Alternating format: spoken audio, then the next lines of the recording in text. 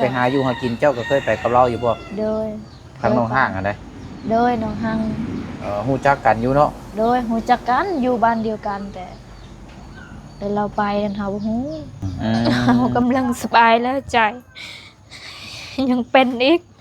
ทั้งพี่น้องทั้งเฮาเจ็บตลอดเลยมันธรรมชาติเพิ่นว่านั่นก็จังไปเยี่ยมไปยามแล้วเนาะเห็นตัวจริงเนี่ยเฮาบ่ฮู้ว่าสิเป็นจังใดโดยจังใดสู้ๆหั่นนะมันก็บ่มีไผอยากให้มันเป็นดอกความเจ็บความไข้มันนั่นก็พูดคุยกับทางน้องสอนเบิ่งเนาะโดย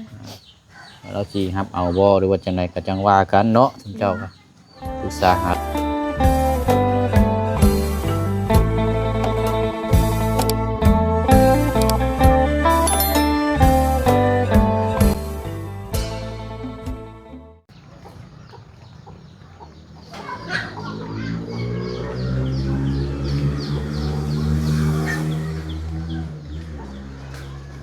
ฟ้าฝนตกหากะหยุดหากะเซาเสียงฟ้าฝนล่นลงจากใบไม้ปอกแปก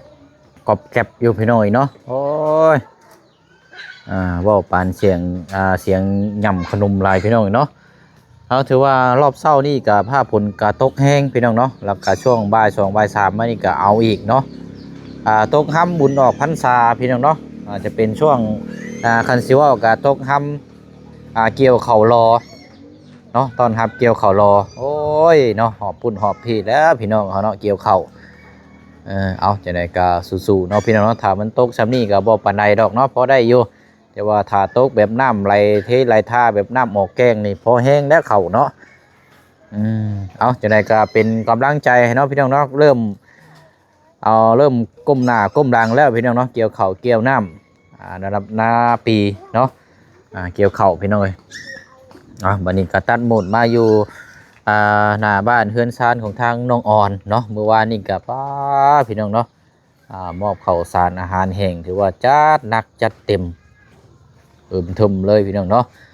เอาแต่ว่าก่อนอื่นเนาะทางบุเชียงจะเข้ามาหาทางน้องอ่อนภายในมื้อนี้ก็จะมาถามทางน้องอ่อนเนาะเพื่อน้องเพิ่นได้รับรู้พอแจ้งพี่แจ้งน้องน้ำกันเนาะเพราะว่าน้องเคสอันที่น้องห้างเมื่อวานนี่แหละพี่น้องที่อุ้มลูกน้อยเนาะขึ้นไปบ้านป่าใดสำหรับทางน้องอ่อนนี่น่าจะโหพี่น้องเนาะเฮือนซานเราน่าจะอยู่เขตแถวนี้เดี๋ยวพี่น้องเฮือนปูย่าเราเนาะเดี๋ยวถามเบอร์น้ำกันคร่าวๆเพราะว่ายังพี่น้องเนาะพี่น้องเอฟซีกับสงสารเนาะด้วยความเป็นห่วงเป็นใยเนาะจักที่เป็นจังไรแล้วพี่น้องเนาะมือนั่นไปส่งคนกับข้างทางเงินเมื่อฮอดบ้านกับบ่ได้ซ้ำก็ได้ส่งให้น้องเพิ่นย่างเมื่อแต่ว่าทั้งผัวทั้งย่างนี่ก็บ่ได้พิษกันเนาะพี่น้องแต่ว่ากีดกันทั้งกับเมียเฉยๆเนาะแต่ว่าเฮายังบ่ฮู้หรอกเพราะว่าเฮาฟังแต่ฝ่ายเดียวเฮาต้องฟังทั้งสองฝ่ายเนาะ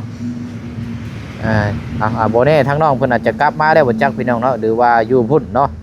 ถ้าว่าอยู่บ้านบ่ได้นี่ก็ถ้าว่าผ้าฝนบ่ตกนี่เอาพี่น้องจังได๋ก็ทางบ่เชียงนี่จะหารถจักรบุกตามขึ้นไปพวกแล้วพี่น้องเดี๋ยวไปเบิ่งน้ำกันเนาะเบิ่งวันเวลาถ้าว่าทางน้องเพิ่นบอกว่าอาจจะได้พบเจอกันแน่นอนเนาะเอาพี่น้องเดี๋ยวถามพูดคุยทางกับน้องอ่อนกับทักทายสบายดีและสวัสดีพ่อแม่พี่น้องเบิดสุขุสุคนเด้อพี่น้องเนาะมาพบมาเจอกันอีกคือเก่าคือเดิมเนาะ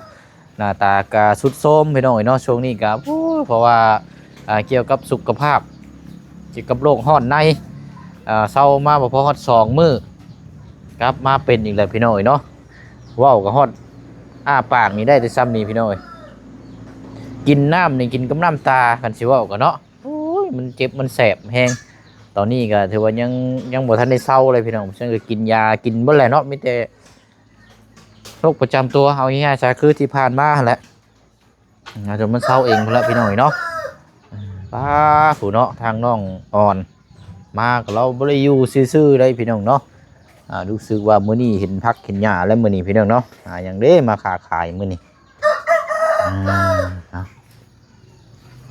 มื้อก่อนเนาะป้าเปียกหมดเลยอันนี้เนาะตกแห้งเติบบ่น้องโอ้ขัดเปียกแบบซี่นี่นักเติบแล้วนี่เนาะ โอ้ยเอาเนาะ สบายดี โดยเอาทางน้องอ่อนเนาะ กำลัง ป้า เอาไว้ ผักกูดมันยังนี่บอกคือมันงามแท้นี่บอกเจ้าไปเอาอยู่ไสอันนี้ ไปเอาอยู่บ้านห้อง บอกเจ้าเคยไปเอามันบ่ โดย โอ้ยเอาซะโทษเด้อ เคยเฮาไปเอานะ นี่ใจนั่นแหละอ๋อหมองเคยไปเอาก็ได้ โดย ป้าเนาะเบิ่งพี่น้องลวกเนาะ โดย แต่ว่าผักนี่เฮาต้องบ่ต้องลวกนานเนาะน้องเนาะ โดย ถ้าลวกนานนี่มันเลวแล้วมันบ่แซ่บผักอันนี้เนาะ ดีแล้วเฮามัดมี30มัด เท่าไดก็ 31มัด ได้30มัดแล้ว โดย เออเอากินยังอิ่มละบาดนี่รส กินผักกูดนี่ กินยังก็ กินห้อยกับผักกูด กินข้าวแล้วบ่ โดยกินแล้ว โอ้ยหลังรถเนาะโอ้ยเนาะเอา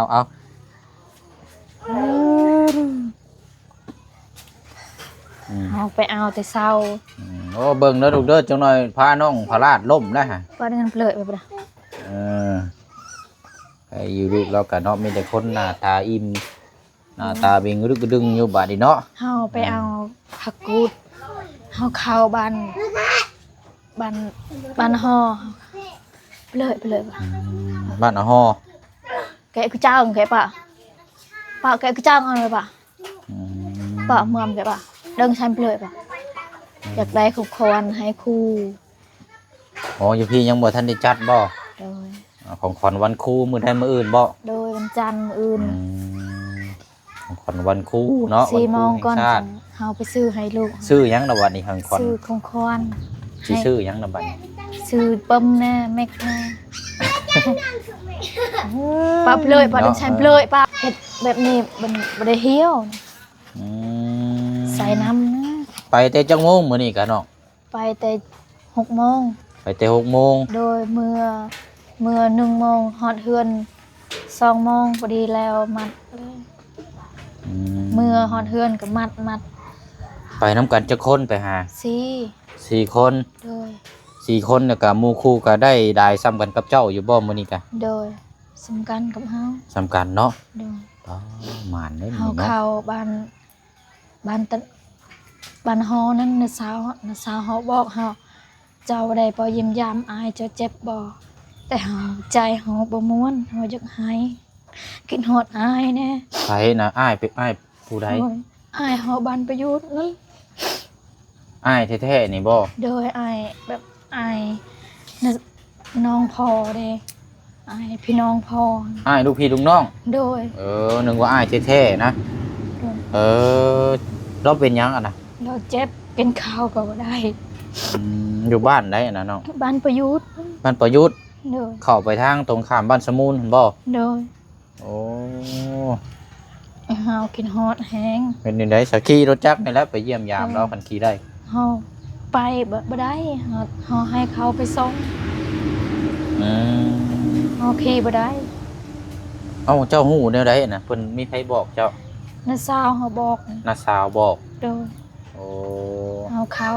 เราเจ็บท้องเรากินข้าวบ่ได้ เจ็บคอ เจ็บคอ โดย แล้วว่าเจ็บคอแบบคือธรรมดานี่ชื่อบ่จักบ่แล้วจังมือแล้วเรากินข้าวบ่ได้นะ เฮาบ่ฮู้ได้ละ3 มื้อ4 มื้อ บ่แม่นเจ็บคอฮ้อนในเปื่อยธรรมดาบ่จักบ่บ่ได้ไปหา กินน้ำบ่ได้ บ่ได้ไปหาหมอบ่ บ้านไกลเฮาบ่ฮู้ยังบ่ได้ไปเยี่ยมยามคันเฮาไปเยี่ยมยามแน่เฮาถาม เรียกว่าเจ็บคอเจ็บหยังธรรมดาซื่อๆบ่แม่นบ่เจ็บแบบกินข้าวน้ำบ่ได้เลย เด้อ อืมเฮ็ดนี่ได้ซะคิดฮอดก็มันไปบ่ได้ก็มีแต่ได้แต่คิดฮอดนั่นแหล้วเนาะก็แบบคือผัวเจ้าอยู่คุกแล้วเจ้าอยากไปเยี่ยมไปยาม แต่ว่ามันไปบ่ได้ก็ เฮา สิเฮ็ด พา จั่ง น้ ใด อง ซะ เฮาไป แต่ว่าอันนี้เจ้ายังมีโอกาสอยู่นี่ให้พาพี่น้องขับรถเนี่ยเจ้าก็ไปเยี่ยมยามก็ได้ว่าคิดฮอดเราแท้อืม เฮากำลังสบายแล้วใจ ยังเป็นอีกทั้งพี่น้องทั้งเฮาเจ็บตลอดเลย มันธรรมชาติน้องเลยเครื่องเจ็บคมป่วยนี่มันเกิดขึ้นได้ทุกคนแต่บ่เชียงนี่ก็ยังเจ็บนี่ยังเจ็บคอคือกันแต่ว่ามันเฮาเลือกเอา สบายใจเฮาเธอหนึ่งก็เป็นอีก อืมมื้อนี้บ่เจ้าถามพี่น้อง โดยมือนี้เฮา โอ้ เฮาไปเอาผักกูดมือนี้นั่นน่ะเฮาฮู้คันเฮาบ่ได้ไปเอาผักกูดเฮาบ่ฮู้เฮาบ่ได้เข้าเพิ่นน่ะสาวเขา อืมพอคันว่ามีคนขับรถกลับไปเยี่ยมไปยามเพิ่นก็ได้ โดยมื้ออื่นเฮาไปขายผักกูดก่อน อ่า มื้อฮื้อจึงเฮาไปเฮาอยากซื้อนมให้อายเฮากินข้าวบ่ได้ อ้ายคนได้นี่เราเคยมาเยี่ยมยามเจ้าจักเทื่ออยู่บ่ โดย ตั้งแต่ปู่เฮือนมาหลังนี่เราเคยมาหาเจ้าอยู่บ่ โดยเธอนึงเรามา อืมเคยมาเยี่ยมยามอยู่เนาะ โดยแบบอายพี่น้องพอเฮานั้นกันเฮาเมื่อนั่นเฮาเมื่อเฮือนอายเฮาเนี่ยผิดกันนั่นแหละอันผิดกันกับพวกนั่นเฮาเมื่อกับเมื่อยุ่นเฮือนอายเฮานั้นบ้านประยุทธ์ บ้านเส้นทางนี่มันเข้าไปนี่ว่ามีแต่หมู่บ้านให้เข้าไปในพุ่นเนาะ โดย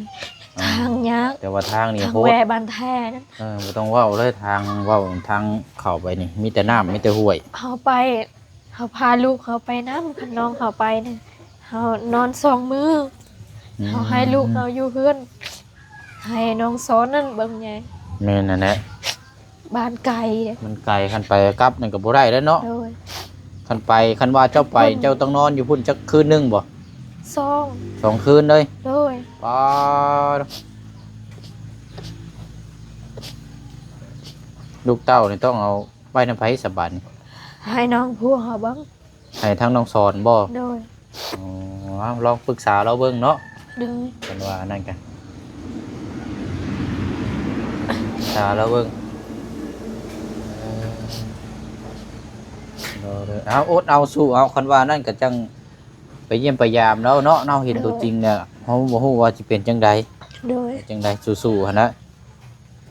มันก็บ่มีภัยอยากให้มันเป็นดอกความเจ็บความไข้บางเทื่อนี่ก็บัดเฮาเป็นตัวเองเฮาบัดคนอื่นน่ะสิเป็นห่วงเฮาหรือบ่เฮาก็ต้องคิดนํตัวนี้นํเด้อน้องเด้อ โดย บัดเฮาคนอื่นเจ็บเป็นบัดเฮาเป็นห่วงเขาเป็นห่วงเป็นใยอยากไปเยี่ยมไปยาม โดย กระตือรือร้นบัดยามเฮาเป็นเฮาเจ็บแล้วบ่มีไผมาเบิ่งมาแย่งนี่มันก็น้อยใจได้น้องเอ้ยมันก็ต้องไต่ตองเบิ่งแต่ว่าเพิ่นฮักเพิ่นแพงเฮาที่ผ่านมาเพิ่นดูแลเฮาก็เฮาหรือว่าถือผู้มีพระคุณเนาะ โดย ก็ไปเยี่ยมไปยามเพิ่นอืมอันนี้ อัน บ่ เฮาบ่ได้ไปเอาผักกุดเฮาบ่ฮู้ อืม เฮาไปเอาเฮาเข้าเฮือนน้าสาวน้าสาวเฮาบอกเจ้าบ่ได้ไปเยี่ยมยามอายเจ็บ2-3 มื้อแล้ว กินข้าวบ่ได้ เจ็บคอกินน้ำก็บ่ได้ อืมไปนะไปหาหมอเนาะ ฮอดโดยเฮากินฮอดแฮงเฮาเอาผักกูดก็บ่ม่วนในใจเฮา เก็บผักกูดกับบ่ม่วนบ่ซื่นแหล้วเนาะ โดย นั่นน่ะโอ้ยเนาะผักกูดนี่บัดนี้มื้อใดสิไปขายซะน้อง มื้ออื่น มื้ออื่นบ่ โดย ไปขายอยู่ไสก็ อยู่ระบาวอื้อ ฮะ อยู่ระบาว อยู่ชายแดนพุ่นบ่ โดย อืมเอาอันนี้ข้าวน้ำมันพากันกินแล้วเนาะ โดยกินแล้ว โอ้เอาข้าวน้ำสัมปานะพากันกินแล้วแล้วเลยแล้วบัดนี้เนาะ โดย เอาลองอันนี้ก็เรื่องถ้าว่าคิดฮอดคิดถึงกับลูกเต้ามันหลายเนาะปกติแล้วพี่น้องก็นั่นก็พูดคุยกับทางน้องสอนเบิ่งเนาะ โดย เราสิรับเอาบ่หรือว่าจังไดก็จังว่ากันเนาะท่านเจ้าก็ปรึกษาหารือกันอืมโดยเอาบ่เศร้าบ่โศกเนาะ โดย เอาพอดีว่าน้องออนทั้งบ่เสียงขอถามแน่เฮือนอันน้องห้างหรืออยู่ไส น้องหางนั่น ฮะ นั่นเฮือนหลังใหญ่ เฮือนหลังโอ้เฮือนหลังใหญ่เห็นบ่ โดย เออ เรา เพราะว่าเมื่อวานเมื่อก่อนนี่บ่เสียงมื้อส่งเราอยู่บ้านปลาไหลพุ่น โดย เราว่าบ่ถือกันกับแม่ย่า โดยเฮาบ่ฮู้ เจ้าพ่อหำฮู้อยู่บ่เนาะ เฮาบ่ฮู้ เออ แต่ว่าเฮือนแต่ว่าฮู้นี่คือเฮือนเราอยู่นี้เนาะ โดยเฮาฮู้แต่เฮือนนั้นเราผิดเฮาบ่ฮู้ แต่ว่าเรื่องพิษเรื่องหยังนี่เฮาบ่ฮู้หรอกเนาะ โดย เพราะว่าเฮาอยู่เฮือนต่าง โดย เออ ต่างคนต่างอยู่ บ่แม่นเราหอบลูกมาอีกแล้วบ่จักบ่เห็นอยู่บ่น้องสังเกตเห็นอยู่บ่มื้อนี้ โอ้ บ่ได้เห็นบ่ โดย จะว่าเราเมื่อเลยบ่จักซะเนาะ โดยเฮาบ่ฮู้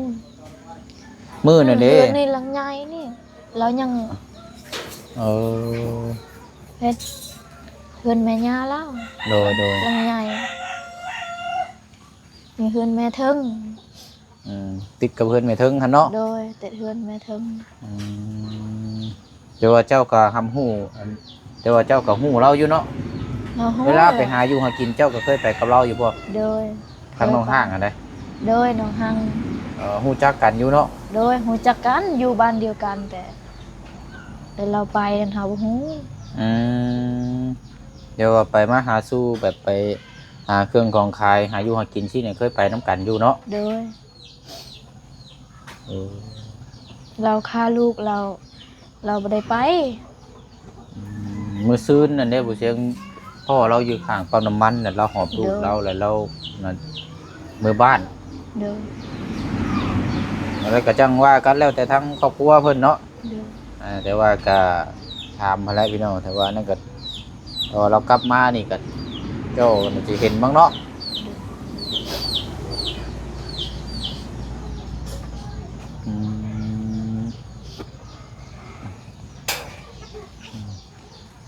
แต่ว่าไปมาหาสู่นี่ก็เคยหาอยู่หากินน้ำกันอยู่ โดย เขาเป็นคนบ้านปลาได้ใช่บ่เนาะ โดย ไกลแต่บ่บ้านนั่นนี่เจ้าเคยไปอยู่บ่ บ่เคยไปใกล้หรอก เออ ทางยากบ่ไกลปานใดก็ทางยาก แต่ว่าทางนี่มันรถขึ้นไปบ่ได้เนาะรถใหญ่เนาะ รถใหญ่ไปบ่ได้รถจักรได้ไป แม่นแล้วสิคือเราเว้าได้ซะเนาะ อืม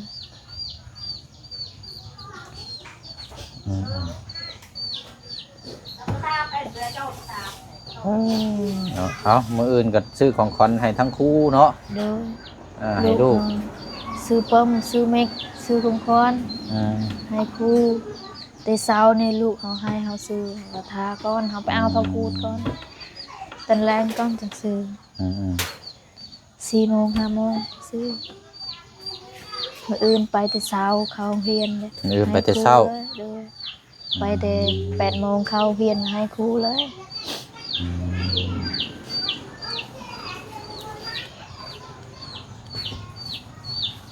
เมื่อวานนี้เฮาไปซ้อนป้ามื้อนี้ไปเอาพระกูดอีก ไปเอาผักกูดเนาะมาไว้ขายเนาะ เดิน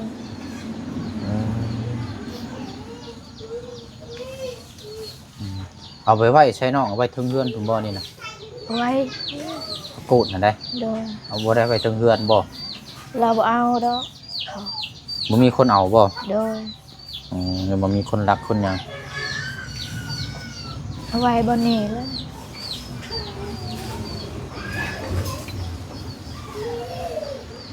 เอาสบายแล้วกำลังสบายแล้วใจก็เป็นอีกพี่น้องทั้งพ่อเฮาเจ็บอีก ใจกำลังสบายเนาะ โดย อย่าพี่น้องเจ็บป่วยอีก บันตะนางผู้หนึงตาย อืม ก็เฮายังไปก็เฮาให้บ่ม่วนคือกันเด้อแล้วก็อ้ายเฮาอีกเจ็บ เด้อไปจังได๋ก็เป็นกำลังใจให้เด้อน้องเด้อยังเห็นเข่าอยู่บ่งูเข่ายังเข่าเฮือนอยู่บ่ บ่ บ่เห็นแล้วบ่ เข้าแต่เดิน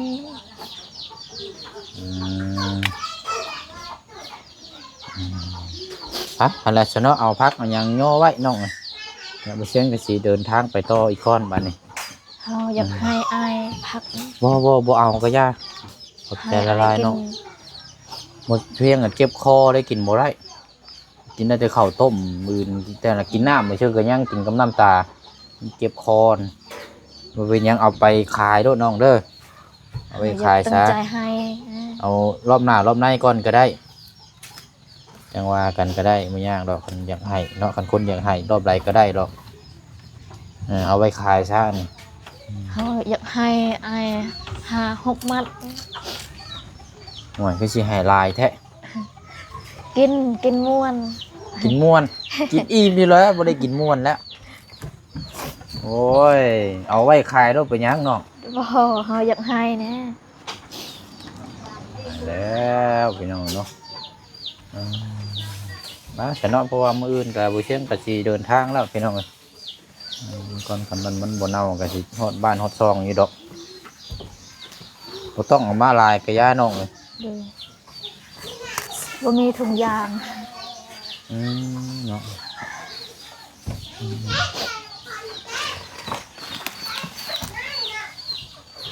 จะเสี กิ ย นได้สบายนี่เนาะ ถุงยางก็หมดนะ มียังสานี่นะ ถุงยาง โอ้นี่ ไม่ให้ดอ ถุงห่อน ก เนาะ โดย ถุงมันใช้ เขา เครื่อง ให้เขาใส่เป่านี่เลยได้ปะ เป่ามันบ่นั่น เป่า บ่เนาะ เขาเอาผักกูดนั่น เอาใส่เลยก็ได้ฉันเนาะมันว่านั่นเดี๋ยวไปเช็งถุงยางบ่มีใช่บ่ บ่มีถุงยาง โอ้ หมดแล้วถุงยางเป่าเขาไปเอาผักกูดเขาเอามือ โดยเนาะ ใส่ถุงยางค่ะ เอานั่นก็เดี๋ยวไปเช็งสิไปจัดแจงอีกเทื่อนึงก็ได้ฉันมันว่าเขามาได้สิเอากระเป๋ามาไว้ให้ดอกเด้อ เด้อ มัดนี่เจ้าเฮ็ดมัดเท่าไรก็มัดขายนะ มัด5,000 มัด5,000กีบ เด้อ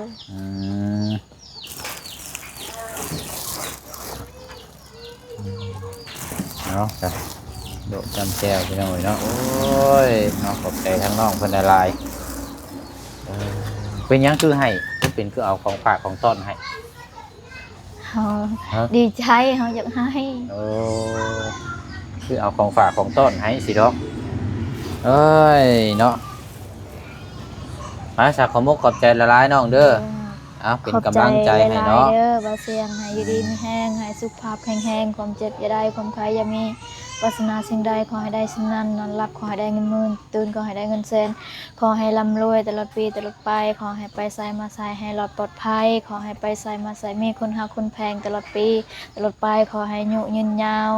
ขอให้อยู่เย็นเป็นสุขให้สุขกายสบายใจ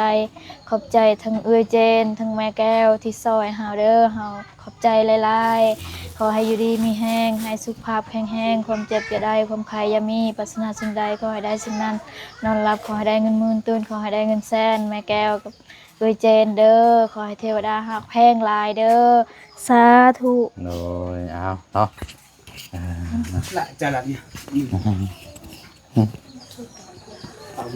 ขอเลย ไปบ้านนี้เนาะเดินทางก่อนพี่น้องเอ้ย แค่รับ ไปก่อนบ้านนี้น้องคอนเอาฝนตกไปหน่อยเนาะมื้อนี้ก็หนทางก็อยากเปื้อนๆแน่จังน้อยเนาะเอาเฮาก็ได้ถามพูดได้คุยน้ำกันเนาะทางน้องเพิ่นก็ฮู้จักน้ำกันอยู่พี่น้องไปหาอยู่หากินอยู่เนาะทางน้องห้างเนาะแต่ว่าทางน้องเพิ่นสิมาหรือว่าบ่มาจังไดนี่บ่เชิงนี่บ่ฮู้อันนี้พี่น้องเนาะกับทางน้องอ่อนเราก็บ่ฮู้เรื่องราวเนาะเพราะว่าเฮือนนอนเฮือนไผเฮือนมันเนาะทางคนละครอบครัวพี่น้องเอ้ยเอาก็คือบ่เชิงว่าแหละพี่น้องจังไดก็ถ้าว่านั่นก็สิ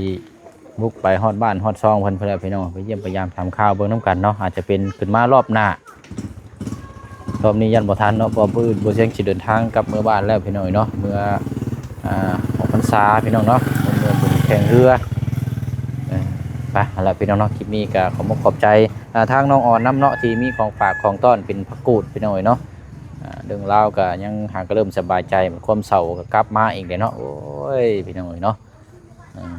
เอาเป็นกำลังใจให้เนาะเอาอยู่ดีมีแห้งให้ร่ำให้ด้วยเบิดสุขสุขคนเนาะพอน้องเปียวหรือว่าทางบ่เชียงลาพี่และน้องไปก่อนบ๊ายบายเด้อพี่น้องเด้อเนาะสบายดี